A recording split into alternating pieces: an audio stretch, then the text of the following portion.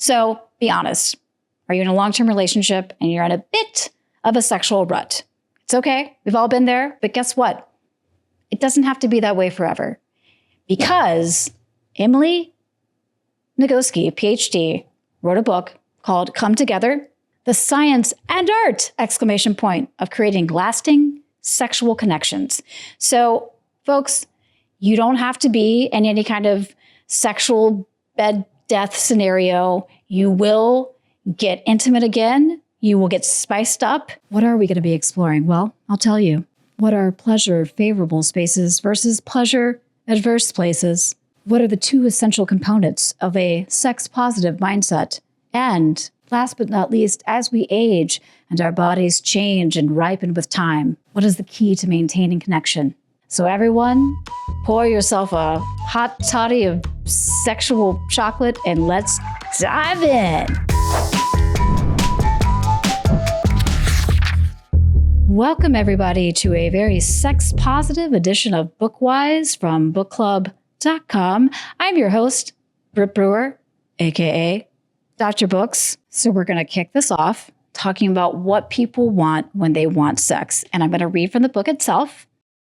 What people want when they want sex, it's not mere orgasm, but connection, pleasure, feeling wanted, and a sense of freedom from ordinary life. Some people, for any number of reasons, they might not want sex. A great question to ask in that case is, what is it that I don't want when I don't want sex?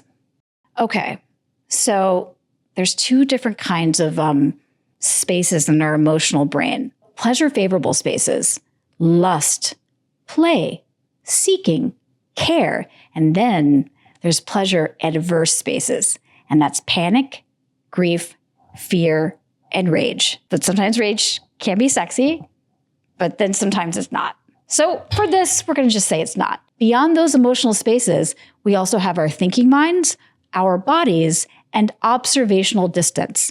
The wise, mindful practice of being able to step to one side to witness our internal experience. Take this, it is essential for couples in a long-term sexual connection to understand their emotional spaces, knowing how to recognize the space that they're in, what moves them into each one, and what moves them out, and how they feel about each space. So, you don't have to talk it to death. I know that sometimes that can be a real mood killer, but just be aware. Just be aware of what space you're in, because if your partner is crying at a funeral, maybe not the sexiest time. I don't know. That's extreme. But I'm just saying, just be aware of the space that your partner's in, okay? Because sometimes our spaces aren't aligning and you want to be on the same plane. You want to be on the same space. Okay, here's a big one. What are the essential components of a sex positive mindset? So confidence and joy from the author herself. I'm going to be reading from the book directly. Please don't sue us. Confidence and joy are essential components of a sex-positive mindset.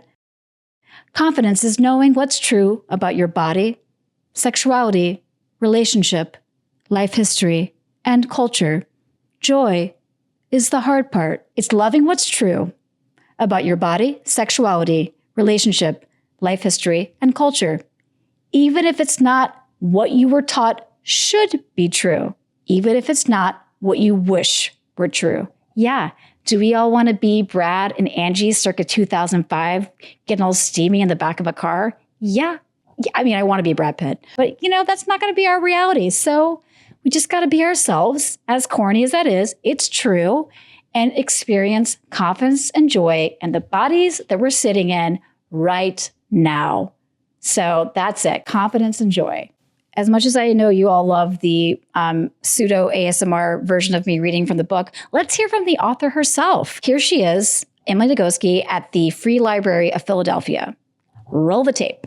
Many self-help books ask you, from decluttering guides to professional success manuals, ask you to envision your ideal life as a way to establish a goal and a why for the changes you're going to make.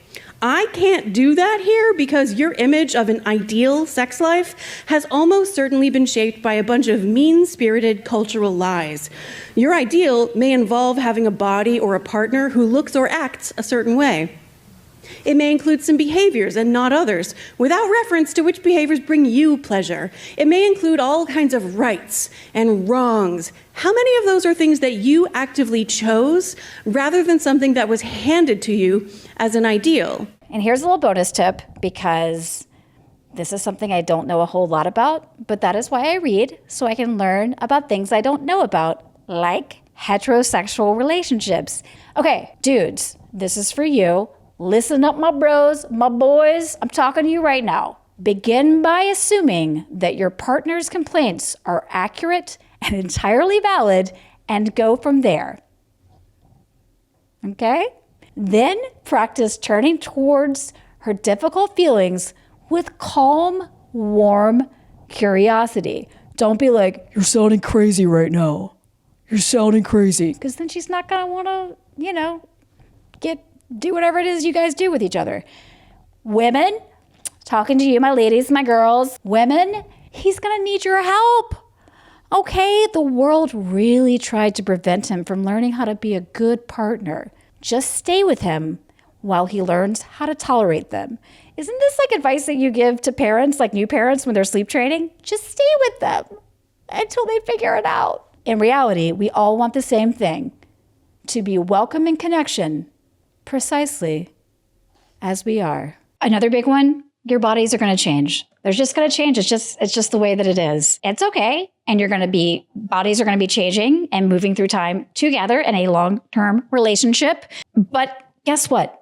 As long as you see your partner as themselves, separate from their needs, you'll maintain a connection that embraces bodies as they are. This is a good one. Your brain has both a sexual accelerator, which sends a turn-on signal in response to any sex-related stimulation, and sexual brakes, which send a turn-off signal in response to any perceived threat.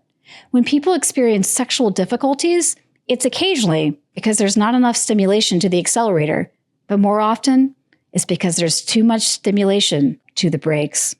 Been there. Been there. That's it for today's very sexy, sensual episode of Bookwise, a podcast from bookclub.com. I'm your host, Dr. Books, and we just shared a mutual orgasmic read of Come Together by Emily Nagoski, PhD.